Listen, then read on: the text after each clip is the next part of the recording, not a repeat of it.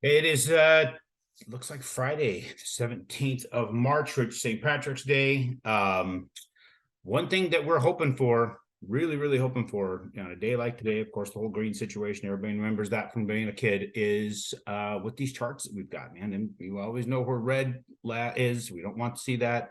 Been seeing a lot of that lately, hoping we get a lot of green today. Hopefully it just kind of runs that way for us. If there's any day that we could get that, it'd be today. Now, Fridays are usually one of those ones where we risk a lot of red on those days, but we've seen some pretty good Fridays in the last little bit.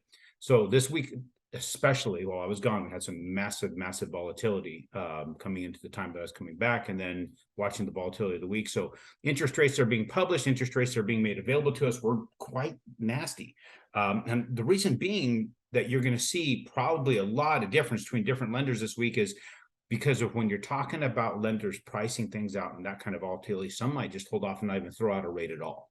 Because if they issue rates out and the market moves quickly, the rates, they have to shut it off and do it again, because you could take massive losses off really quick. We saw 50-point and 100-point day movements.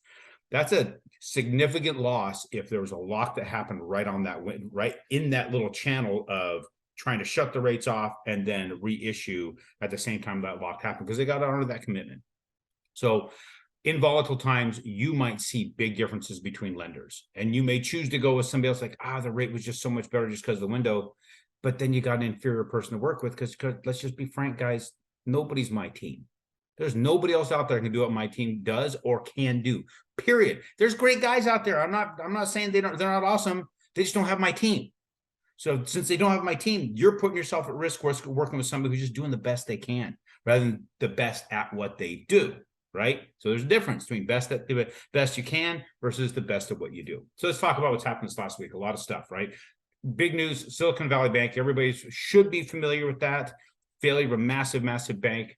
The Fed didn't come in and bail them out like they did other banks, but what did they do? They talked to some of the largest banks and convinced them to dump billions of dollars into their banks as deposits, but only for 120 days. So 120 days of some stability. We don't know how that's going to play out. The parent corp to Silicon Valley Bank, they have filed bankruptcy. You've got, competitors basically trying to keep them alive. In 120 days, we might see that circulate right back to the surface of the news and see how that plays out. We also have the European Central Bank, the ECB, massive rate hike this last week. That's for what we've got going on with supply chain, and we've got going on with basic inflation out of control the way that it is. It's starting to get under some sort of control based upon the numbers they're giving us. I don't know if they're feeding us correct information or not, but with these hikes that they're doing, just indiscriminate hikes like that, it's only it could create more turmoil than what they're trying to solve. We do have the Fed coming back out, getting ready to say whether or not they're going to raise or not. They could just tag along with what the European Central Bank did, do some sort of raise. There is speculation we're going to see a quarter basis point, so 25 basis points, or a quarter percent, however you want to call that. So 25 basis points, quarter percent. So it's not a quarter basis point. Sorry, that was an incorrect statement. So I think that we're probably going to see that, and then they may use that as a reason to pause. Don't know. But when you have the European Central Bank making that kind of a big move, it does give the Fed a way to be able to keep bumping. And what we do know about the Fed, from their own admission, they don't know enough about inflation. So that being said, I don't know that any move they're doing right now is really going to help us to the extent that they want it to. But we'll see how it all plays out. You just got to keep your stuff tight. One thing we also know is with all this volatility, banks are going to have to really look at their liquidity. That may impact lending. If it impacts lending, then it's going to impact rates a little bit more. They're going to want more for what they give. So, like I've been saying, rates could be on the rise for quite a while. Now, we're looking pretty good right now. I'll show you some charts. Looking at the best we've seen for a few days. Now, right here, the thing that we're seeing probably the best is we're hitting this what we refer to as the Fibonacci level. It's a very strong level. You can see we bounced off it. We were just above it just moments ago. In fact, we are actually above it right now.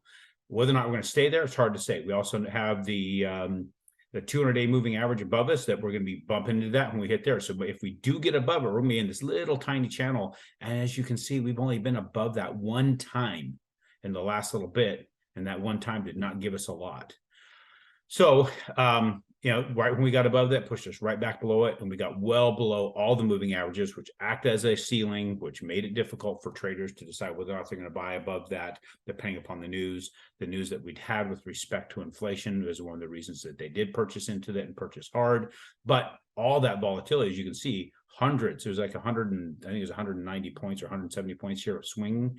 That leads to a lot of shutting off of the rates. Some people are not going to be able to publish, or they're going to publish them high, and you're going to think you're getting screwed and the rates are getting ugly. They're just trying to protect themselves, right? So if they're with all that swinging, you don't want to, nobody wants to put their money out there and let it get too ugly. So just letting you know, if we get some sort of semblance of order here and stay within a more of a narrow channel, we might end up seeing rates be a little bit easier to pallet. But talk to Scotty, stay in close contact with Scotty. Trust him. He knows what he's talking about. And if you're in a position where you lock it. You may even be in a negative cash flow position at some point on this in the first year or so of the house that you purchase. Make sure you're buying something that's newer. Make sure you're buying something that's going to keep reasonably rented because of the way that market is, and that you can raise rents on it. You will eventually get it well ahead of it and be very happy you did.